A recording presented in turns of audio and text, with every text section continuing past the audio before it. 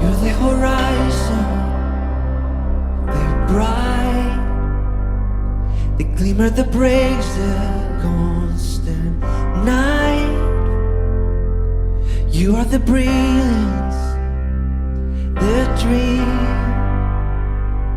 evidence of things unseen. And even the darkest days are temporary. You are the everlasting light. All of the time and space could not contain. You are the everlasting light. You are the glory that stays. You never dim, you never fail. And you are the power, the truth. And nothing can stop you, and nothing can stop you. Even the darkest days are temporary.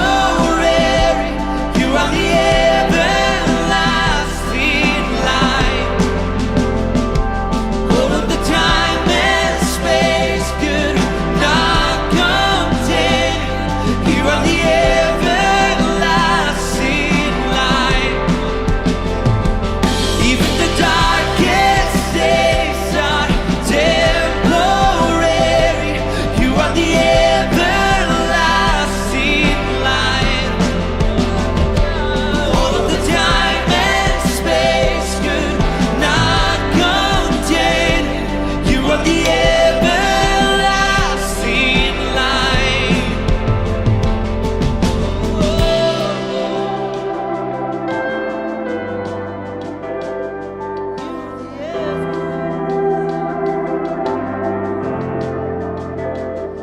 The end and the beginning, the new reality outside my understanding, but still within my reach. As far as I can see you, you're closer still to me. You are the everlasting light. The end and the beginning, new reality outside my understanding, still within my reach. As far as I can see you, you're closer still to me. You are the everlasting light. Yeah. The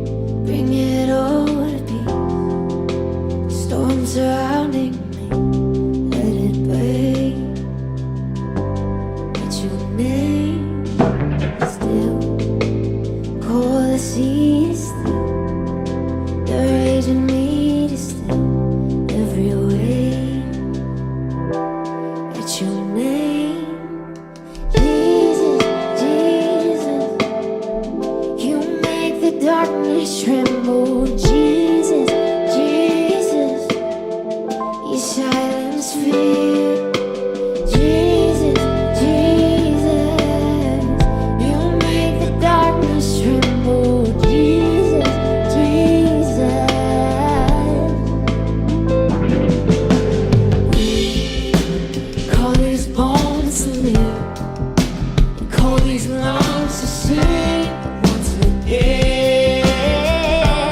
I will praise Jesus, Jesus. You make the darkness tremble, Jesus, Jesus. The silence fear, Jesus, Jesus. You make the darkness tremble, Jesus, Jesus. Oh, Jesus, Jesus. You make the darkness tremble, Jesus, Jesus. The silence fear, Jesus, Jesus. You make the darkness tremble, Jesus, Jesus. Your name is light that the shadows can't deny. Your name cannot be overcome. Your name is alive, forever lifted high. Your name cannot be overcome. Jesus, Jesus. You make the darkness tremble, Jesus, Jesus. The silence fear, Jesus, Jesus. You make the darkness tremble, Jesus, Jesus.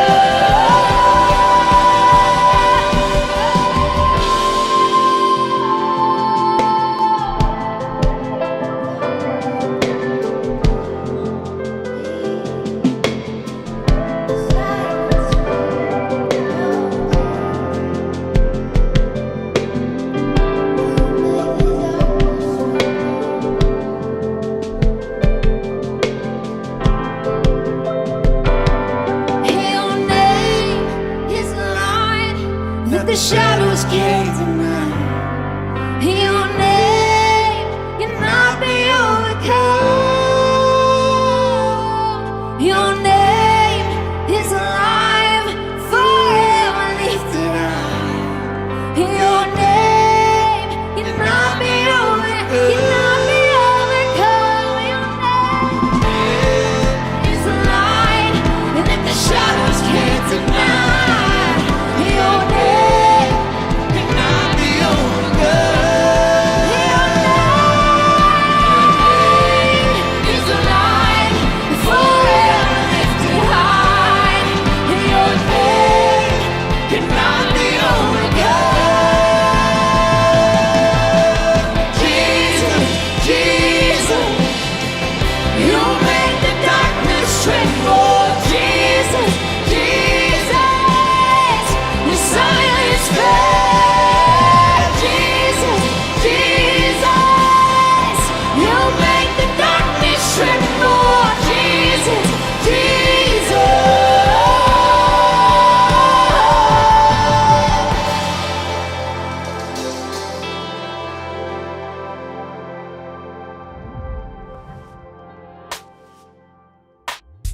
Welcome, Mosaic. We're so excited to see you today. It's going to be an incredible weekend. My name is Beck, and this is my incredible husband. That's right, incredible. She said that. It's My true. name is Joe, and I want to introduce you to our incredible daughter who is coming. She'll be here in less than 100 days. It is That's so crazy. exciting, right?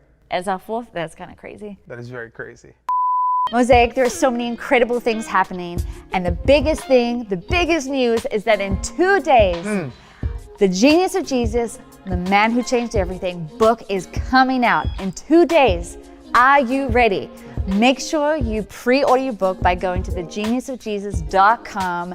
And as a church, we are going to put everything we have behind this because we know this book is going to change so many people's lives. Make sure you get a copy for yourself, for your mom, for your dad, for your friends. This is going to be a life-changing book, and we cannot wait.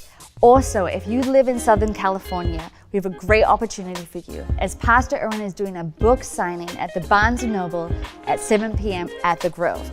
You can go to mosaic.org/book signing to RSVP to make sure that we have enough books for you. We cannot wait to see you there. And for all of you that also live around the world, we have an amazing opportunity for you as well. Every time one of Pastor Erwin's books is released, we as a church get behind it and we have book clubs that are hosted all around the world. So wherever you are right now, you can host a book club, invite your friends, invite neighbors, and this is such a great way to take the content and the material of the book and to continue having conversations together. So if you're here and you want to be a host for one of our book clubs, you can go to mosaic.org/book club and you get all the information on how to host. You can sign up and let's get behind this Mosaic. It's so exciting that we're gonna, for the next few weeks together, have opportunities to dive into the message of this book. And then in connection with the book, Pastor Erwin has also released a new podcast called The Genius Of. And this is an amazing podcast where he has been inviting friends and business leaders to talk about their genius and how it can help unlock our own genius in our lives. And so if you're more of a podcast person and love having conversations like this that help you grow as a leader and as an individual, then I want to encourage you to check out the Genius Of podcast. Go and subscribe now, because every week there's new episodes that are released. And now I'd like to talk to you about why we love to give. You see, we have 3 boys, and one of them is almost 2, and he's learning how to speak. And one of the things that I've been watching him, observing him as he's learning, is that he always just repeats the last couple of words. Now, he doesn't always understand what he's saying, he just repeats something until he gets it. And that's similar to tithing. Sometimes you don't actually understand the meaning of it or why it's so significant, why it's so important for you. But as you start the practice of tithing, I promise you that you will see so much life change inside of you as you start beginning to trust Jesus with your resources, with your money, with your life. And watch as that opens up something inside of your heart, inside of your soul, that literally changes you and changes the people around you. We are changed because of so many people who give above and beyond, and we're so grateful for you.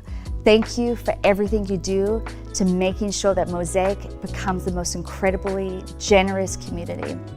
You can give by going to mosaic.org/give, or you can give by going through the Mosaic app. And I'm so excited because we are continuing our new series where we've been diving into conference talks over the last few years. And today, Pastor Erwin is going to bring an incredible message that he gave at one of our conferences. And I want to encourage you to lean in. I want to encourage you just to be ready and expectant for God to move in a profound way, because this series is going to be truly special. And so I can't wait to hear what God has to say.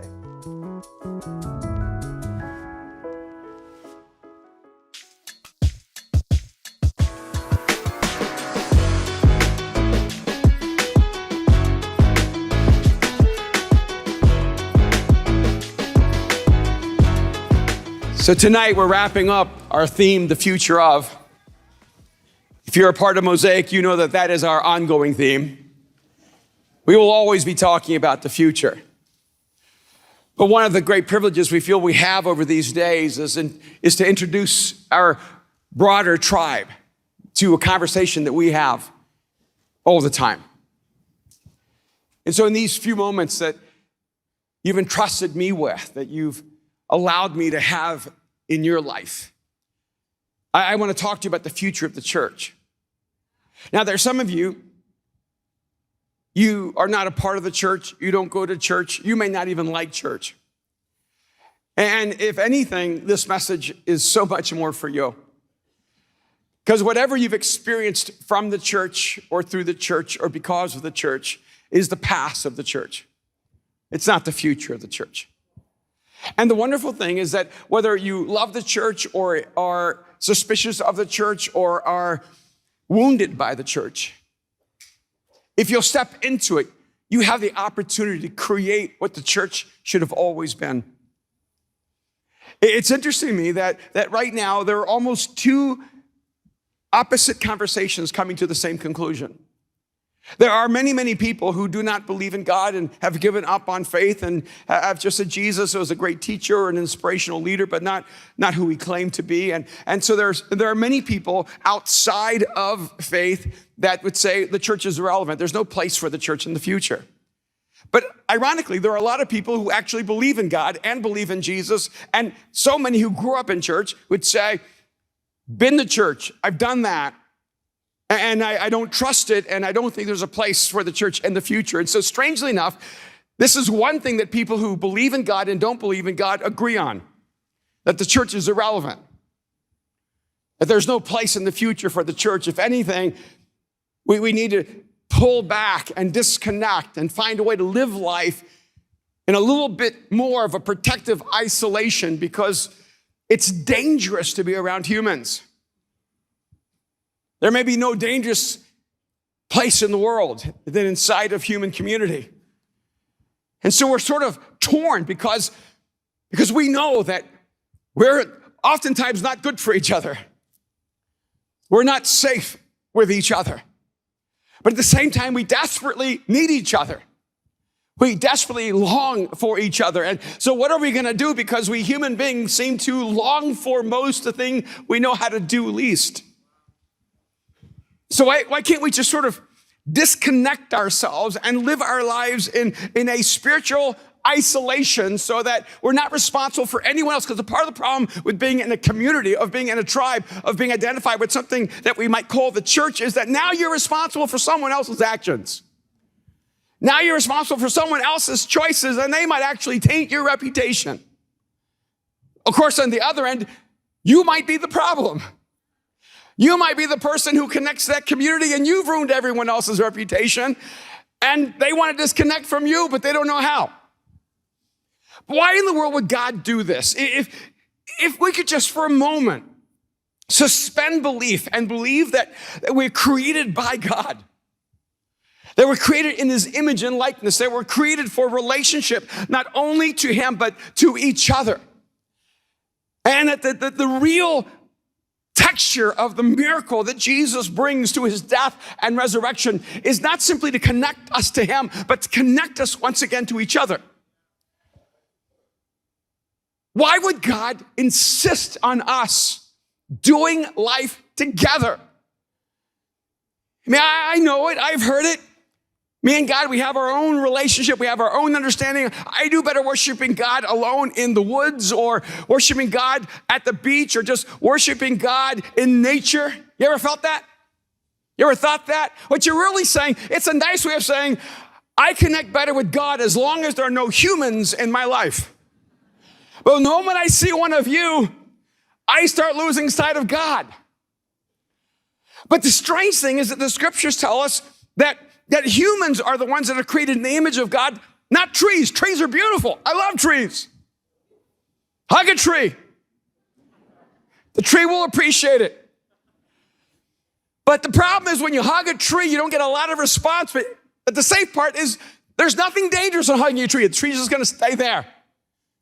The tree will never betray you. The tree won't hug you for a moment and then stab you in the next moment. It's why it's easier to adopt a pet than to choose a human. Because you know at least you know your cat is indifferent to you. Come on. The human pretends to not be indifferent. It's almost like the human pretends it's a Labrador, loyal, faithful, and lovable, and then later becomes a wildcat, disconnected on its own and slightly dangerous if you get too close. It was several years ago. I think it was the last time we as a family went to El Salvador. We were able to take Kim and Aaron and Mariah, and we went down there, and I saw some of my family, and we went up to one of the volcanoes, and we had this rent-a-car, and we took it down a road we shouldn't have gone, and we burnt out the four-wheel drive or whatever that is, and on the way back, the engine was smoking, and the car just died. It just gave up its spirit. It said, I'm done. And it just dropped off. We pulled off to the side of the road, and we're there in the middle of El Salvador, outside of the city center, and what is known as the most dangerous street in the entire nation, which would make it one of the most dangerous streets in the world. And we're in the car, not sure what to do. We don't have anyone we can contact. I have an uncle who's with us, and a truck pulls up in front of us, speeding up to us, pulls over as if they were in a panic. And this woman runs out and tells us all to get in the truck. And so my uncle runs. Was our aunt with us? Yeah, my aunt was with us. And she got in the truck. And then Kim got in the truck. And she took Mariah with her in the truck. Then my uncle, who's a coward, said, go, go, go. And they took off and left me and Aaron behind. I don't remember how old you were. You were young, maybe 10. And we're stuck. And night dropped. And we were in the most dangerous street in my nation and perhaps on the planet. And I had to explain to Aaron, I said, okay, there's a field over here. And if something happens, I need you to run in the field and I just need you to hide. He goes, why, Dad? And I said, just trust me. And then all these men would come by with machetes. He said, Dad, why do all these men have machetes and weapons? I don't consider a machete a weapon. It's just a work tool. And he said, why do they have machetes? I said, they're coming home from work. A lot of men were coming home from work. And we waited hours until finally that truck came back and got us. And me and Aaron, we jumped into the back of the truck and we were driving down this long road. They're flying down. And all of a sudden in this pitch black night, there were no street lights, no artificial lights anywhere. It was a beautifully dark night. And we're looking up at the stars and all of a sudden there was a firefly. I don't know if you've ever seen a firefly, but if you see one, you probably don't even see it. One firefly will probably not capture your attention. But along with that one firefly, there were dozens upon dozens and then hundreds upon hundreds. And then there was an ocean of fireflies flying over the truck as we were flying down the road. And it was as if we were having this out-of-body experience of the beauty that we were surrounded by. And I can tell you, being trapped and stuck on the side of the most dangerous streets in the world was completely worth the experience of watching the beauty that we experienced right over us. I think it's easy to overlook a firefly, but it's impossible when they come like an ocean of light, dancing in the darkness. It was just a couple of years ago, we decided to take, I don't know, maybe our first family vacation. It only took us 30 years, but we got there.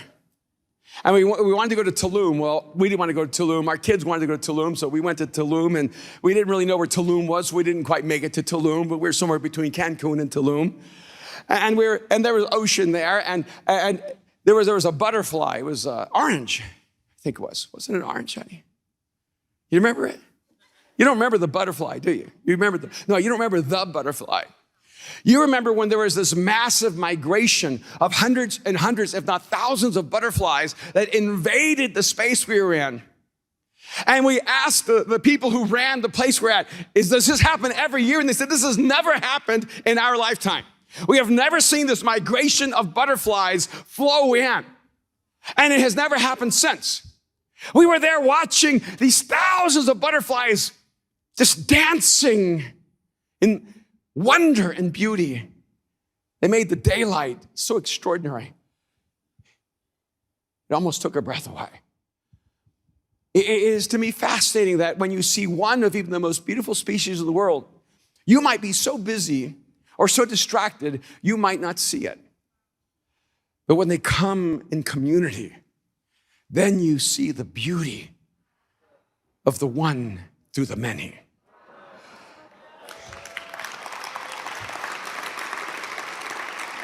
So in Ephesians chapter 3, this is what the scripture says about us. This is what the scriptures say about the future of the church and why the idea of the church was the idea that Jesus was willing to die for. Beginning of verse 10, it says, his intent was that now through the church. Now, when you hear the word church, please don't think of a building. Because we, the human experiment, are the church. His intent was that now through the church, the manifold wisdom of God should be made known to the rulers and authorities in the heavenly realms, according to his eternal purpose that he accomplished in Christ Jesus our Lord. In him and through faith in him, we may approach God with freedom and confidence.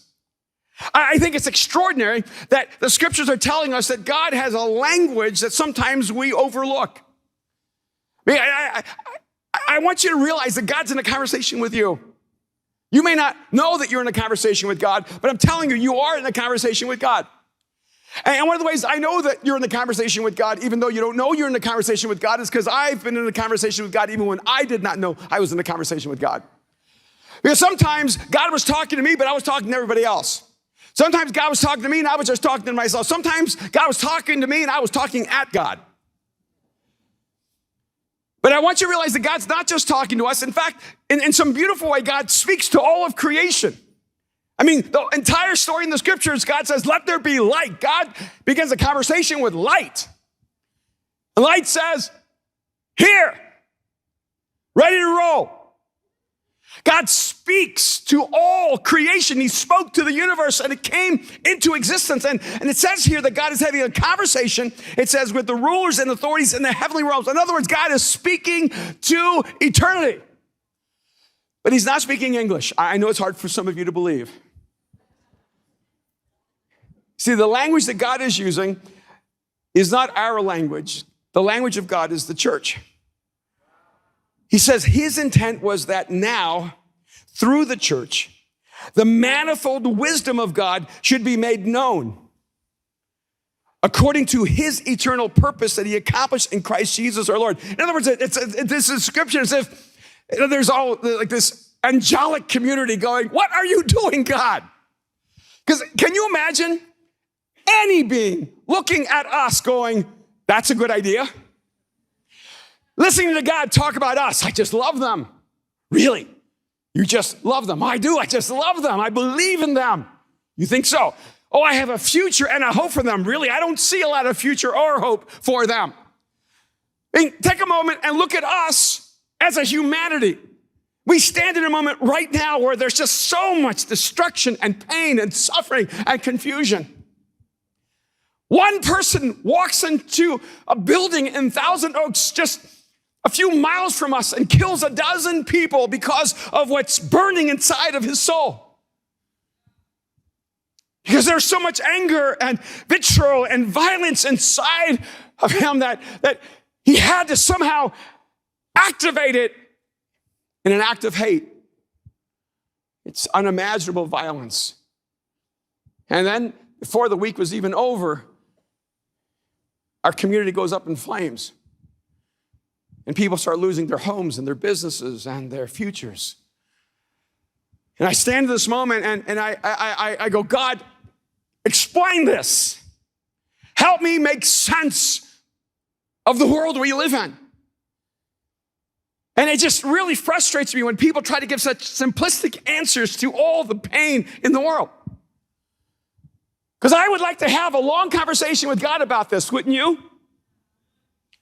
But what's amazing to me is that what the scriptures are telling us in the middle of all the chaos, in the middle of all the pain, in the middle of all the tragedy, that God is using the church to express his wisdom. See, together we express God's wisdom. See, when people try to make sense of God, what are you doing in the world? See, it's hard when you're isolated and disconnected, even if you're the most awesome person in the world, by yourself, you do not express fully the language of God. Because people look at you and go, well, she's just awesome. That's just who Haven is. She's just incredible. She's just kind and she has integrity. That's who she is. And so it becomes Haven's story.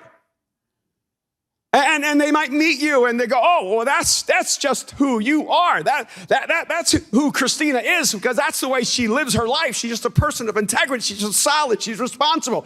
And what happens is when we live in isolation, even when we live at our best, everybody goes, that's just you. See, the language of God is when God moves us together and makes us a community. He makes us a tribe. He makes us the church.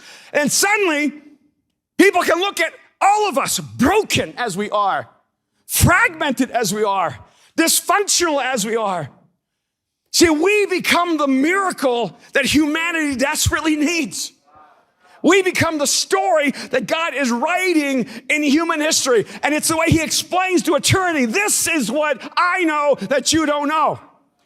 This is what humans can look like. It says that God, through the church, reveals his manifold wisdom. That the wisdom of God cannot be understood unless people start walking together in community. It's when we learn how to forgive each other. It's when we learn how to love each other. It's when we learn how to pick each other up. It's when we learn to make our lives not just about ourselves, but make it about each other. See, it's when we decide that even if we're one glorious butterfly, we cannot compare to an ocean of butterflies traveling together. Even if you are an extraordinary light, you can't compare as one firefly to an ocean of fireflies lighting up the night. Because then you become glorious. You become undeniable. You become irresistible. We become extraordinary together. I like how I look when I'm with you. I like how you look when you walk with others. It doesn't make you less. It doesn't diminish you. It doesn't overshadow your beauty and your wonder and your uniqueness and your talents. See, when you walk in community, that's when people really begin to see the extraordinary nature of your uniqueness. So together we express God's wisdom, and that's why the church is so important, because people are trying to make sense of life, and giving meaningless, superficial, cliche-ish, standardized answers to the deep pain of the human dilemma is not good enough. We have to write the story by becoming a people. Because then when we become, we bring hope to the world. He goes on in verse 12, it says, in him, speaking of Jesus, in him and through faith in him, we may approach God with freedom and confidence. I love those words, freedom and confidence. I think every person who's walked on this platform has expressed how afraid they were. I don't know if you noticed, that's a theme. I don't ever want someone up here who doesn't struggle with being a little bit afraid. Because if you don't think the moment is bigger than you, then you think you're way too big.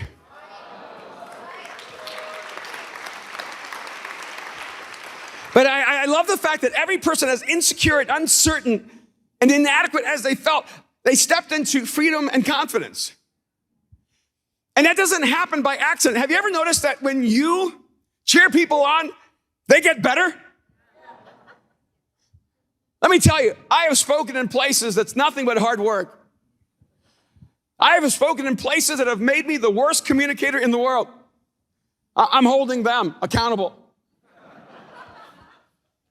See, I love being in this community because there's so much faith in this room. And I don't want to over-spiritualize it. There's so much hope in this room. There's so much optimism in this room. Let me tell you what's in the room. See, even if you don't use language of the scriptures, let me tell you what's in the room. This is a room full of people who are for you.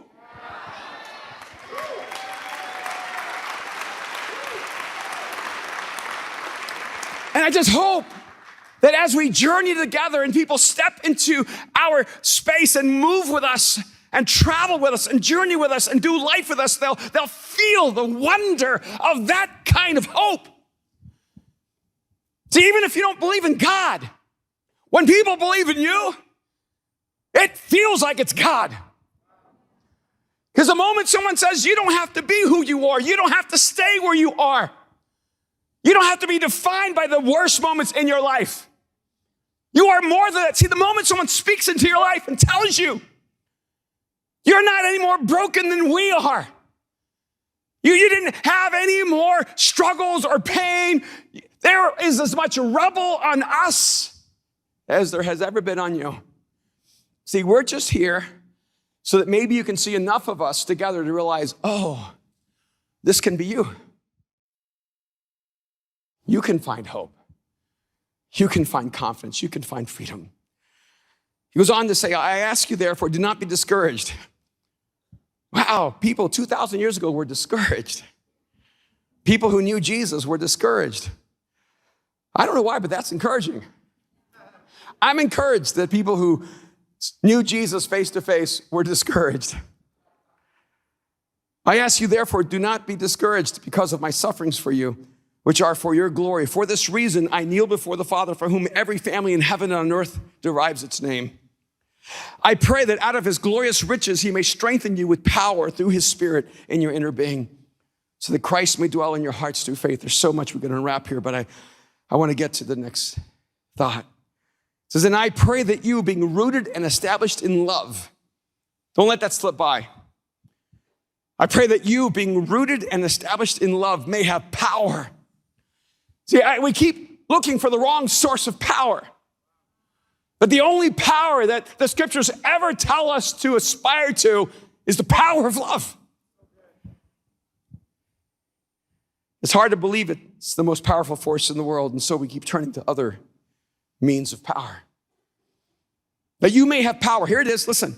Together with all the Lord's holy people. I know that's an overstatement, holy. But he's not calling us holy because we're perfect. He's not calling us holy because we're holy. He's calling us holy because now in relationship to Jesus who died for us, God does not see us through our imperfection, but he sees us through his perfection. I like that. I love that God sees me through the reflection of his son. And when we were little boys in El Salvador, my grandmother, she had a temper. And she'd get mad at us and she'd get a belt and she starts swinging. None of this sort of like highly developed, we're going to explain to you why we're going to beat you. Like with my kids, I would sit down with them and I would talk to them about what they did wrong and I would help them understand what they did. Then I would help them explain to me what they did. And I said, what do you think is the proper punishment? And my kids go, oh, this is more painful than anything you could do because you just punish us. But my grandma, she didn't do that. She just assumed we knew what we did. And she grabbed that belt and she started swinging at us. But we had an uncle named Richard, who was just a few years older than us, but he was old enough. He was about 10 years older than us. And the moment my grandma started swinging at us, Richard would just cover us up and he would take the beating. And you would think my grandmother would just pull back, but she wouldn't. She's like, okay, you want to take the beating for them? Here you go. Bam, bam, bam. I never once said to my uncle, don't do it. Get out of the way, save yourself. I was like, no te mueves, don't move. So when he calls us holy, he's saying, no, you're covered by Jesus. So God's never going to see you through your worst moment. God has a very different filter for you. He sees you through the best moments you've not even yet lived.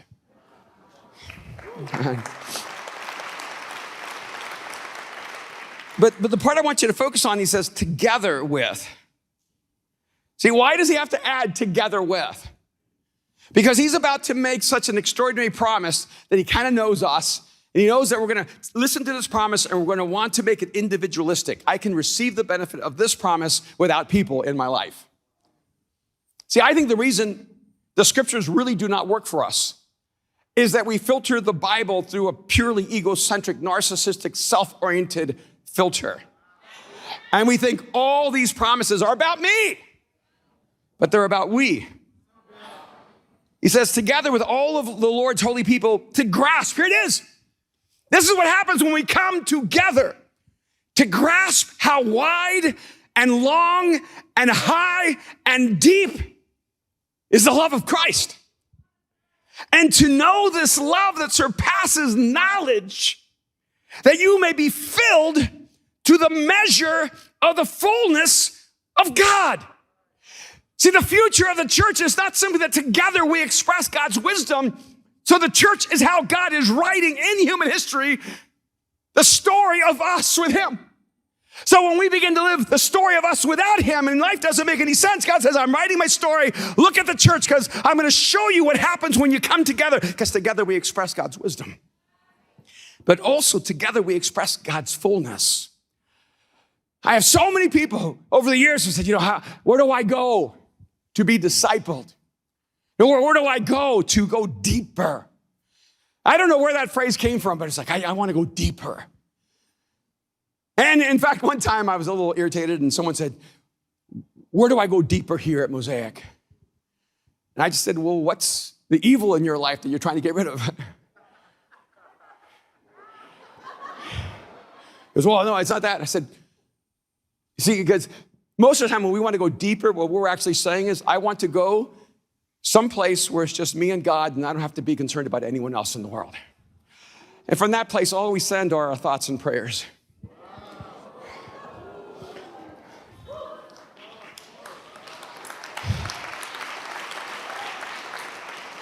He says, together with all of the Lord's holy people, it's then that we begin to grasp. See, I'm just beginning to grasp what love is. It's taken me a lifetime. Well, when I was young, I thought I knew what love was. Well, I thought I knew what love was when I was 10. Didn't you? Or you were 12. You remember those first loves? They were so intense, so deep. I gave him the best years of my life. You're 11. You haven't had the best years of your life. He said he'd always love me. It's so funny the way we talk about love. I'm amazed we're not all so jaded by the time we're 16. See, I think it's astonishing that people do not believe in God, but they still believe in love. I'm like, really? You can't believe in God, but you still believe in love? Let's check out the evidence. Show me anything God has done that you can prove God did to you that was negative. But now stop and reflect for a minute. Let's just write a short list of the people you've loved and have loved you. And let's start defining all the wounds in your soul. See, after all these centuries, we should have already given up on love. We still write songs about love. Most musicians can't even find love, but they're writing about love. In fact, would writers have anything to write about if they didn't hate somebody they used to love? I'm not just thinking about Taylor Swift or John Mayer. I'm thinking about Shakespeare.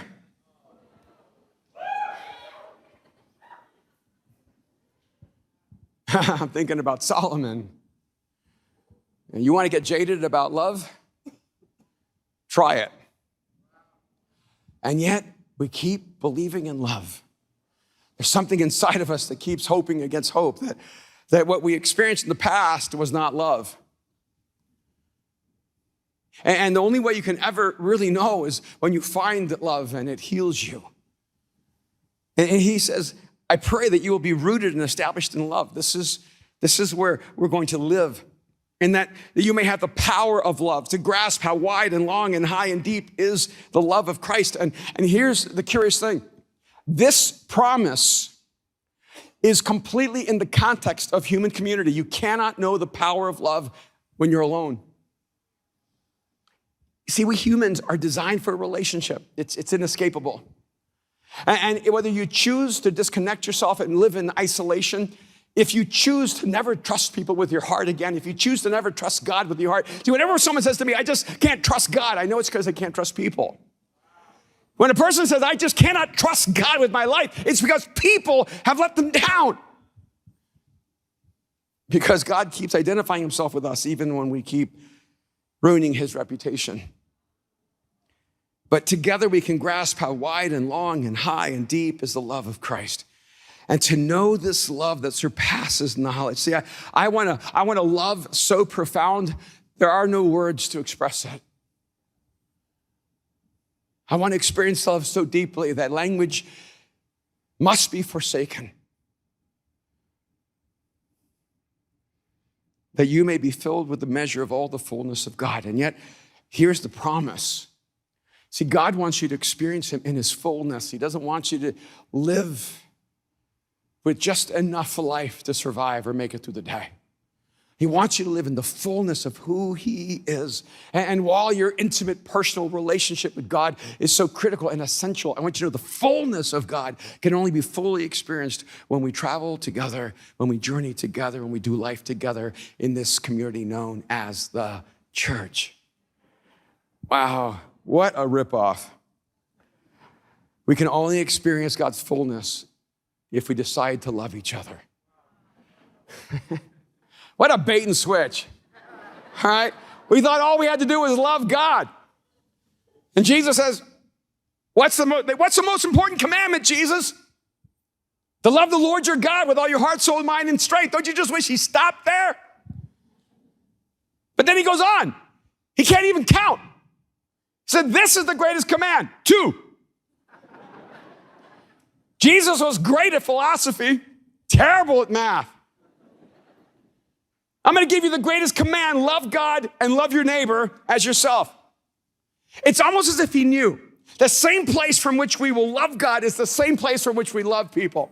It's almost as if we knew if we actually allow ourselves to be filled with the love of God, we cannot hold it. It cannot be contained, because when you are filled with the love of God, it is bigger than you. You begin to experience how deep and wide and long and high that love is. I remember when I heard this bacterial scientist. I'm sorry. I know I just go to these strange places, but it's odd because, like, Jerome, come here. Like human contact, we go, okay. Like, we've touched each other. We've connected. But if you're a bacterial scientist, you know that we're actually engaged right now. Because if you deal with percentages, we're not mammalian, we're bacterial. Because we actually have more bacteria than we have flesh and blood. And so we actually begin interacting. Our bacteria actually interconnects before we ever touch. Go home and sleep on that. Anybody have someone they love that's really far away? Someone you have to give a call, send a text, FaceTime? Isn't it odd? You can actually talk to someone on the other side of the world and you can feel the connection. See, when you have a conversation with someone you love, it doesn't matter if you're in Japan and they're in Berlin. As you're interacting with each other, when you see their face, when you make eye-to-eye contact through technology, because you're not actually talking face-to-face. You're talking phone to phone. You're looking at your phone romantically. You're looking at your phone with deep affection. You're in love with your phone. She's not there. She's somewhere else. And her image, no, her essence is being translated into energy inside of her phone, traveling invisibly through the atmosphere, and then it could have gotten lost somewhere. How is that? How is it that she's talking to you and it doesn't go to someone else? Wouldn't it be crazy? She goes, I love you. It comes on your phone, and your wife's there. I don't know her. And yet somehow we have the technology because we're designed for connection. All technology in the end is our determination to connect. It's our battle against our own disconnection and loneliness. And somehow that technology, that magic, travels across the atmosphere, is retranslated into your device, and there's contact. And I know this because I've talked to Kim from around the world, and when she says, I love you, it is as palpable and real as when we're standing next to each other. In fact, sometimes it feels more real because the distance makes the intimacy more clear. He says it's when we travel together that we experience the fullness of God. I want you to know something. I'm completely aware of this. I can experience God in a unique way by myself. But the fullness of who God is cannot be self-contained. God is just too big to be fully expressed and experienced just in you, by yourself. But when we walk together, and you ever just sat with friends and laughed? And something happens. You can't even explain it. How do you explain it that everyone laughs at the same moment, at the same thing, and you have the same emotion in that same moment? And all of a sudden you're connected. You become one. It's more than metaphysical, it's a reality. And God says, I created you like this. And imagine what happens when you walk together and you call on me and I step into that moment and my presence becomes the presence that connects all of you together. See, I believe in the church and the future of the church because through the church, see, together we express God's fullness. And there are people everywhere trying to find God. And I know this. This is why I have so many friends who do not believe in God and they walk into Mosaic and they experience God. And it's not anything I've said. I'm just not that good. Some days I tell Kim, I think I could just read the back of a sugar package. Because the moment someone walks into the presence of God and they step into this ocean of fireflies and butterflies, they see the beauty and somehow it moves in them. I remember the journalist who became a close friend who was writing a story on religion and churches and she came into my office interviewing me, and she was an atheist. And as we were talking, she said, well, what's the role of a pastor? And I said, well, really, everyone has enough information. It's about interpreting all the information we have. She goes, that's where I feel like I am. I have all this information, and I don't know what to do with it. And I said, well, that's what I do. I'm really good at helping people figure out what to do with all the information. She goes, well, what do you think I should do? I said, I think this article isn't about Mosaic. I think this article is about you. See, I think God is searching for you. And he has you searching in this journalistic endeavor so you can find him. So I think you should just give your life to Jesus. And that journalist looked at me so incredulously. She said, who do you think you are to ask me to violate my journalistic integrity and become personally involved in this story? I said, I don't know, I was just making a recommendation. And so she just got on her knees and gave her life to Jesus. And I was always so curious about that. And I asked her, how come? I know I'm not supposed to say that. I'm supposed to go, yeah, of course it's gonna happen. I was like, why'd you do that? And she told me later, she didn't tell me right away.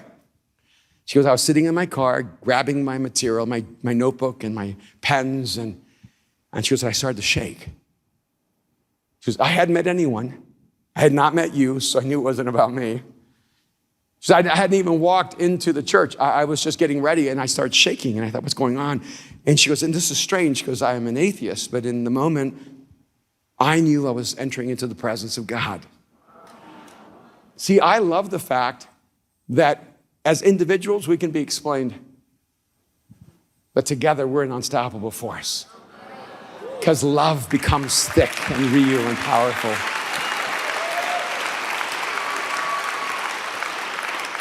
And just one last thought in verses 20 and 21. It says, now to him who is able to do immeasurably more than all we can ask or imagine according to his power that is at work within us. To him be the glory, or here it is, in the church and in Christ Jesus throughout all generations, forever and ever. Amen. I like how he wants to make sure that God's in the future. So he wants you to know that there's a future for the church because the future of the church is not only the place where together we express God's wisdom and together we experience God's fullness, but I want you to see this one. This is so beautiful that together we unleash God's creativity. See, I think so many of us, have you ever listened to this promise? Now to him who is able to do immeasurably more than all we ask or imagine, according to his power that has worked within us, and you try to apply it with the me. But I want you to hear it again. See, it does not say this. Now to him who is able to do immeasurably more than all I ask or imagine, according to his power that is at work within me. That's the way we try to live it. See, I want you to know probably the primary reason you're not experiencing the immeasurable generosity of God, the extraordinary imagination of God. If you're sitting here going, why isn't God working in my life the way he's working in other people's lives? Why isn't God just sort of like pouring himself out in all of his generosity and all of his creativity? It's because you've been translating it with a me rather than a we. See, listen again. Now to him, God, who is able to do immeasurably more than all we ask. There has to be a we ask, or all we imagine. See, we live in a city of dreamers, but everybody has their own dream. And in fact, we trample on other people's dreams just to help our dream come true.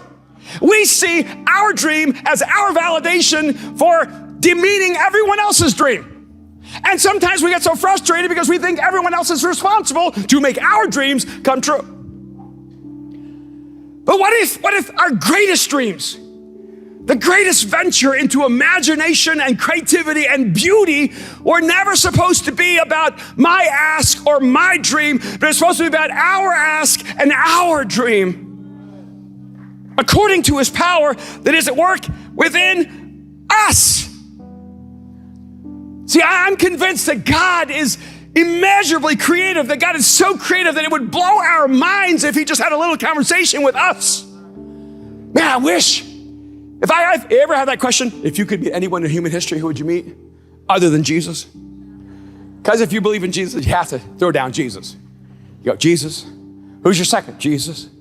Third, Jesus, because I believe in Jesus, so Jesus is all five. See, I never put Jesus on my list because I've met Jesus. So I don't need to put him on my list of people that I'd like to meet.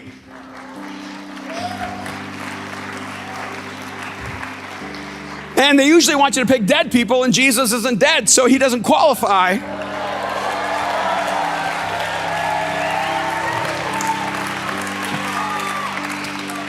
So I always pick Da Vinci, because I want to have lunch with Leonardo da Vinci. Just his name is awesome. I'm so mad they named me Erwin. I could have been Leonardo de Cardona. God, that's my Spanish name. Not Leonardo, just Cardona. I could have been Leonardo de McManus, but it doesn't sound as eloquent. I just would love, Leonardo, where'd you get the idea?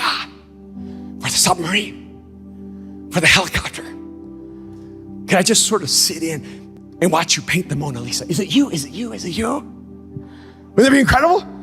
I just love to have a hang with Leo. You know, be buds and just kind of let me into your process. I think it would blow my mind. I mean, imagine if you could just have just some time with Picasso. Go ahead. I just want to hang in your basement with you. Just while you're sketching out your future ideas. Is that really a face? How do you see that as a face? Why does she have two ears? And on the same side of her head, what are you thinking? What do you see? Or just to hang out with Einstein. It'd be great to hang out with Einstein because I would have the best hair. Well, I guess not really. Wouldn't it be amazing just to sit around and talk to Einstein, not about math because you wouldn't understand, just to talk about imagination. Just to talk about how to remain childlike and curious and open to possibilities. How did you perceive E equals MC squared? I would just love to have that conversation. It would blow my mind. See, I try to have conversations, by the way, with these people. I know it sounds a little insane, but I actually, in my imagination, spend time with these people I've just named. I try to have interactions with them and understand them and try to imagine what they would say if they were alive in this moment and seeing the world the way it is. But you can't do that. But you can't have conversations with the most brilliant man who ever lived, with the most creative person who ever walked this earth. You can have a conversation with someone who makes Da Vinci pale in comparison, who makes Picasso look like an amateur, who makes Einstein appear as if he's simply a novice. See, God wants to have a conversation with you. But the conversations of God are so big that no one mind can contain what God is imagining for all of us. God is dreaming about you But whenever he dreams about you, it's always in the context of us. Because he wants us to learn how to walk together, how to believe in each other, how to love each other, how to pick each other up. You see, it's more important for God that you learn how to forgive than how to make money. It is more important for God that you learn how to give hope than it is to buy another car. See, it's more important to God that we learn how to be human again, how to connect to each other. And the only way God can do that, because see, one butterfly, it just doesn't make the impact. One firefly, it just doesn't make the impact. One human who's been changed by God, it's a beautiful thing, but it's hard to translate. It's like dotting an I, but you never put the I. You never write the word, you just dot the I. See, when you try to do this alone, when you decide it's just you and God, you're just dotting an I, but you're not writing the sentence. You're putting the period at the end of the sentence, but no one knows what the statement is. No one knows what the declaration is. You're putting the question mark there, but no one knows what the question is. When you live your life alone, you disconnect to the story. From the story God is writing and telling so that all humanity can know there's hope for you.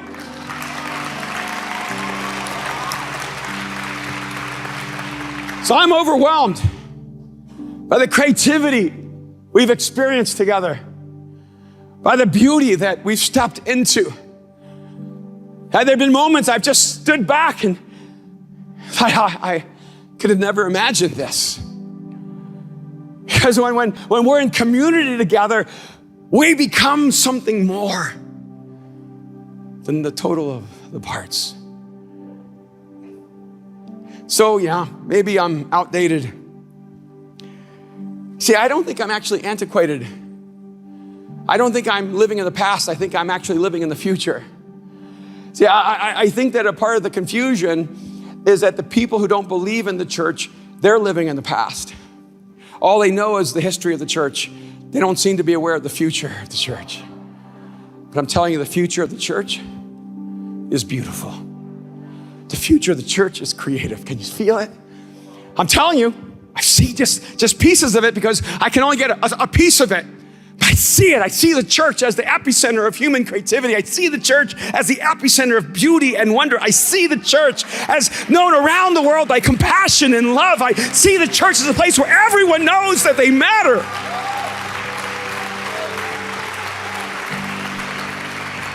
See, a part of the problem is when the church is known for judgment and condemnation.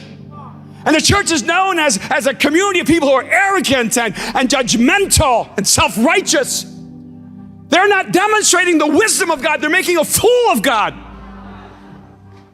Because how can we be that when 2,000 years ago, Jesus stepped into human history, when God took on flesh and blood, when God walked among us, and when he allowed himself to be crucified on a cross, when he was buried and then he rose from the dead? How in the world could we ever be the people known for judgment and condemnation when God died on the cross so that we would know forgiveness and freedom?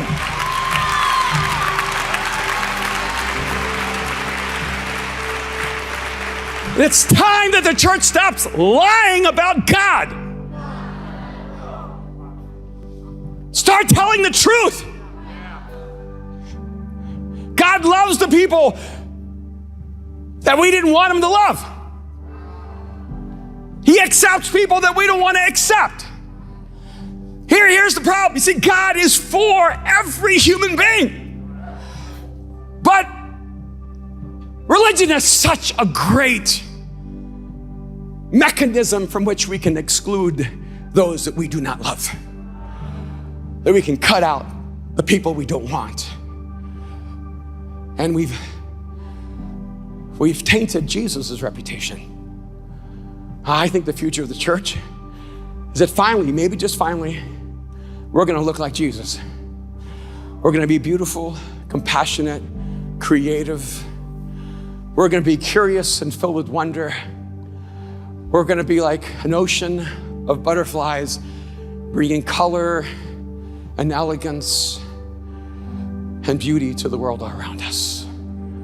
We're gonna be an endless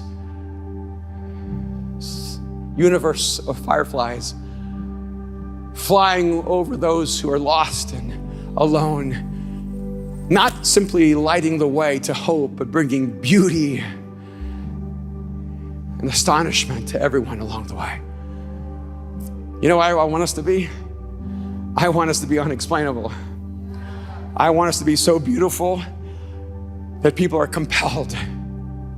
I want us to move in such wonder as humans that we become an expression of humanity that everyone in the world wants to step into. See, I want people to ask us, how did you become so compassionate? How did you become so generous? How did you learn how to forgive?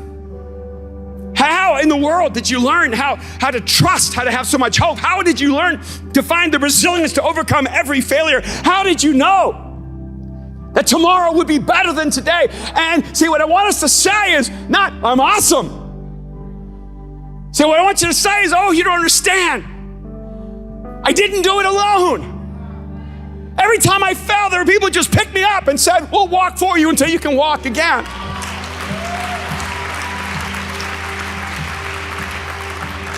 And if you're here and you don't yet believe in Jesus, and you're not sure about God, I just want you to know, you don't have to agree with us to be with us. You do not have to believe to belong. You don't have to cross this line of faith so that we will love you and be for you. Because, see, our unfortunate position is we just love you the way you are. And we just want you to know life and know that you matter and know there's a God who sees you, who thinks that you have infinite value. And when everyone else maybe overlooked you, he never took his eyes off of you. He always thought you were astonishing. He always knew that you were the future of the church. Because when one person finds grace, when one person finds forgiveness, when one person finds healing, when one person finds hope, it changes everything.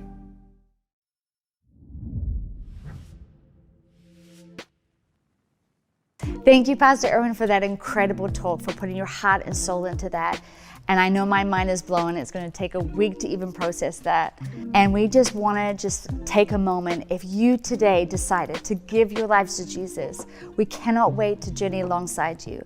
Pull out your phones and text DECIDED to 71711, and someone from our team will reach out to you. And make sure that you don't do this alone, because this is going to be the biggest step into your amazing journey with Jesus.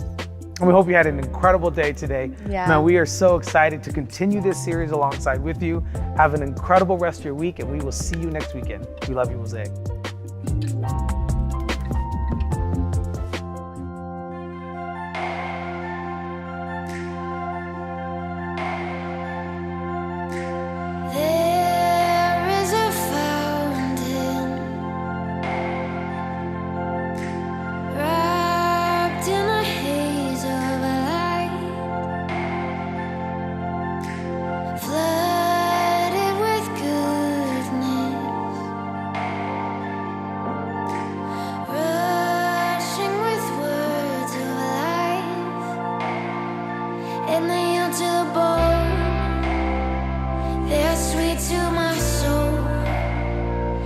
Swept away.